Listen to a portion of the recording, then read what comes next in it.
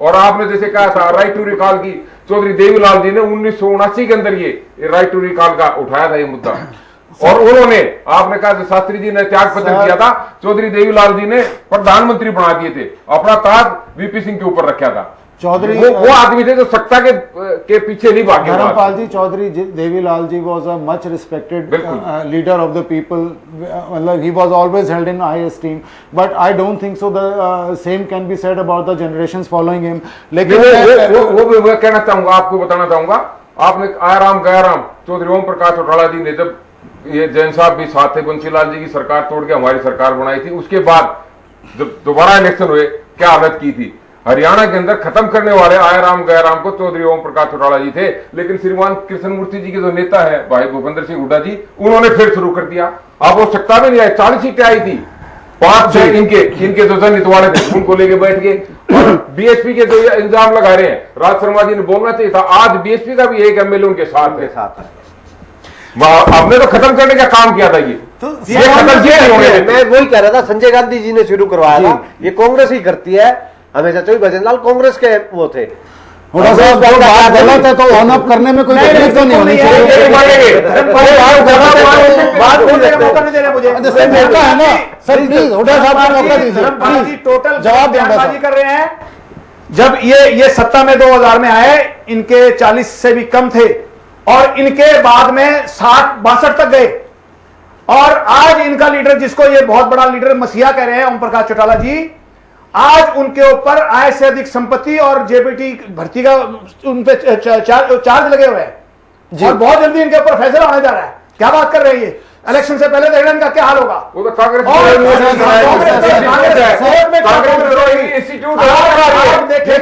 के कराए हुए हैं, कांग्रेस ने। मैं आपको बताना चाहूंगा 4,000 करोड़ का इन्होंने हमारे ऊपर लगाया था, आज कितना निकाला आपने बताया? 6 करोड़ का। इस तरफ ना 6 करोड़ का नहीं है, वो गलत बताया है, 6 करोड़ का ही है। 5,000 ने तो ब्याज दे रखे हैं, 4,000 करोड़ में से 10% हमें दे दो, बाकी सारा आप ले लो। पूरे हिंदुस्तान के हर जिले के अंदर संपत्ति है। मैं बीकानेर में गया था, मैं बॉम्बे में गया था, जहां चले जाओ ओम प्रकाश चौटाला के परिवार की संपत्ति हर जगह मिलेगी। हम तो कह रहे हैं कि धर्मपाल जी उसके साथ मिलेगी। एक मिनट, मैं तो यही कहना चाहता हूं, आपको पता लगेगा। एक मिनट, अब तो ये कहते हैं 10% हमें दे दो, बाकी सारा आप ले लो, जहां हमारी संपत्ति है। आप ओम प्रकाश धर्मपाल जी को चौटाला कितना शरीफ और कितना ईमानदार आदमी है। मेरा इसमें सिर्फ ये कहना है कि let the institutions of this country deliver, let the judicial system, जैसे जैन साहब ने कहा, deliver, let the police deliver, make the police also independent, ठीक है, and the law will automatically catch up fast enough, and whosoever it be from any party। ठीक है sir, अब थोड़ा क्योंकि समय का आभास है हमारे पास, तो मैं सिर्फ चाहूंगा हम डिबेट को क्लोज करें। सर क्लोजिंग के लिए मैं क्लोजिंग स्टेटमेंट्स चाहूंगा, सिर्फ 30 सेकंड सबसे। अरोड़ा साहब प्लीज। पहली बात तो जो राजनीतिक दल हैं, इनको अपने लेवल पे जो है, क्योंकि आप ये सोचो कि सारा समाधान हो जाएगा, ऐसा नहीं है।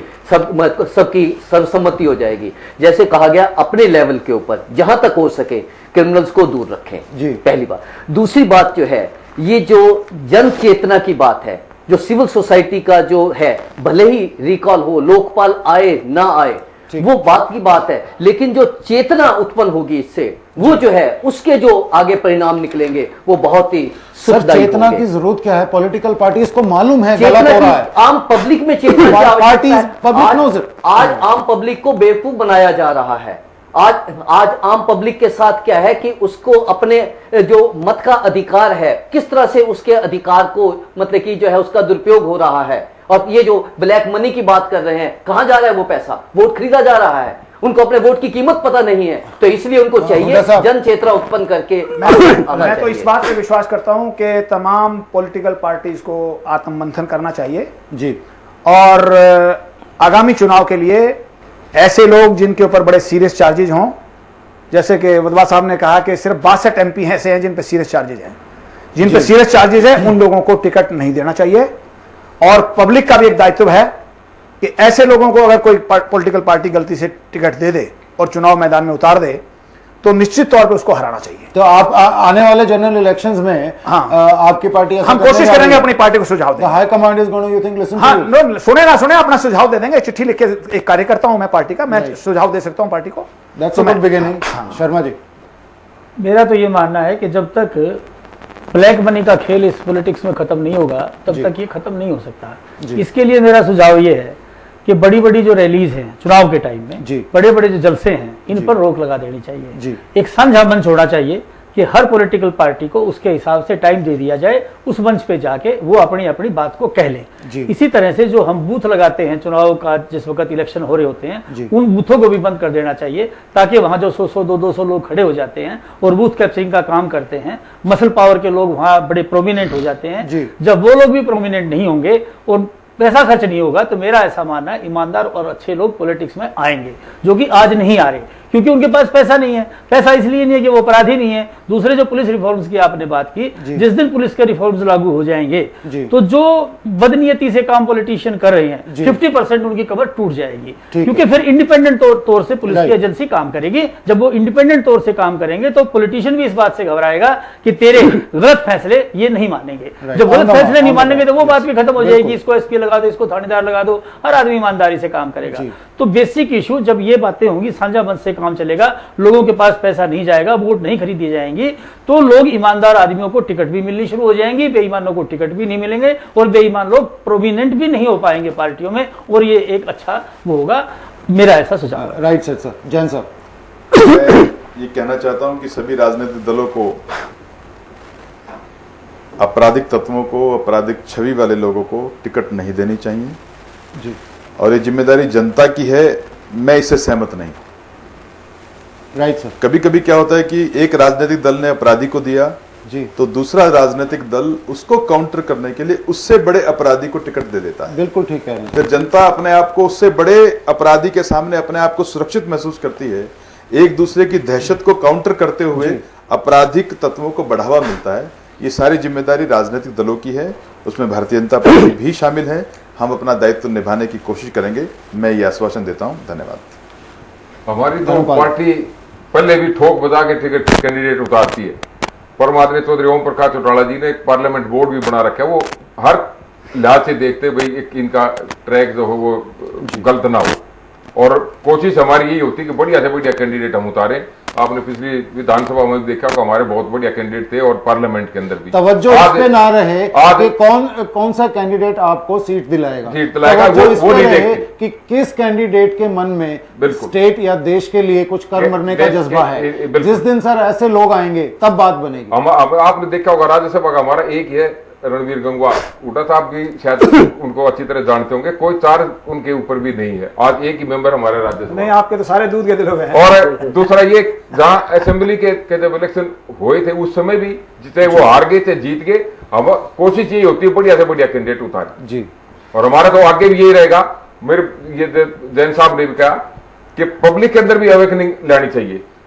अरोड़ा साहब ने बताया जैसे ये अन्ना हजारे जी, इन्होंने जो मूवमेंट चलाई थी, वो मूवमेंट से भी एक इस हिंदुस्तान के अंदर पब्लिक में अवेकनिंग आ रही है। सर काफी फर्क है पिछले अगर 10 साल पहले और आज आप देखें तो। मल्होत्रा जी, हमारी पार्टी के सुप्रीमो ने पहले ही 2007 में कांग्रेस को इसीलिए छोड़ा था कि वो राजनीतिकरण कर गए थे अपराधीकरण में। उन्होंने व्यवस्था बदलने की कही है, इसलिए इसका पार्टी बनी है, और समय आएगा तो हम व्यवस्था बदल के दिखाएंगे। ये मेरा मैंने जैसे अभी कहा ना, क्रिमिनलाइजेशन ऑफ पॉलिटिक्स में prior to the entering I mean parliament, जो आदमी क्राइम को रख के चलता है, अंदर जाता है, घुसता है, एक तो वो उसके ऊपर मैंने बात कर दी। सेकंड, जो बीइंग एन एमपी क्राइम करता है, उठाले करता है, और हजारों रुपए के, लाखों रुपए के, करोड़ों रुपए के जो घोटाले करता है, उसके लिए मेरी एक आत्मचिंतन की, एथिक्स की बात, one of the principles of ethics ये से कहता है कि मैंने भी एक बार बात कही थी कि आदमी की उम्र जो है वो जीवे में श्रद्धा शतम, मीनिंग देयर बाय कि 100 साल तक आदमी जिए जी। 100 साल तक जीने का अभिप्राय कि 36,500 दिन तक जिए, 365 दिन का साल होता है। हम लोग तकरीबन 18,000 दिन, 20,000 दिन पूरे किए हुए हैं जी। 10,000 दिन की जिंदगी के लिए 10,000 करोड़ का घोटाला। आत्मचिंतन उन एमपी को करना चाहिए जो एमपी होने के नाते क्राइम कर रहे हैं जी। Being an MP, being an chairman of the corporation, being a minister, because of his MP, he the chairman, he the minister, उस मिनिस्टर को, उस चेयरमैन को, उस MPs को, टोटल MPs को जो इन प्रेजेंट केसेस में हैं, उनको आत्मचिंतन करना चाहिए कि मेरी कितने दिन की जिंदगी है। अरे कहाँ ले जाएगा तू पैसा? इंदिरा गांधी चली गई, जवाहरलाल नेहरू चला गया, क्या बने, कौन किसका, मतलब जैसे उसमें गीता में आता है, you are ultimately Wadhwa ji, आप ये कहना चाह रहे हैं कि ultimately a person is known by what he leaves behind and not what he or she is able to take away with him or her. थोड़ा सा यही मेरा सजेशन है कि भी पहले तो इतना इकट्ठा करना चाहते हैं, नहीं क्या करेंगे, बात हो रही है किसके लिए, good things of the good things, नाम रह जाता है, आत्मचिंतन हो जाएगा, वही असली कमाई है। बाकी मैं क्लोज करना चाहूंगा, एक क्लोजिंग स्टेटमेंट मेरी भी है। We attend our freedom after shedding years and sorry, I'll repeat it again. We attained our freedom after years and years and years of shedding blood and sweat, and a lot of good souls gave away their lives in doing so. Leaders like Pandit Nehru, Sardar Vallabhbhai Patel, Dr. Bhimrao Ambedkar, they all gave us a very sound and good working constitutional setup and a good democracy. All we have to do today is nurture it and work towards even strengthening it further. And the onus to do so, I think, lies fairly and squarely with the political parties, because they are basically at the top of the pyramid. And as far as we, the civil society, or I am concerned, I think that is where the rot begins, and that is where it's got to stop. Thank you very much. Thank you. I once again thank my panel for being part of this wonderful debate today. Welcome. Good night, ladies and gentlemen. We'll see you again next week in another issue on Issue Tonight.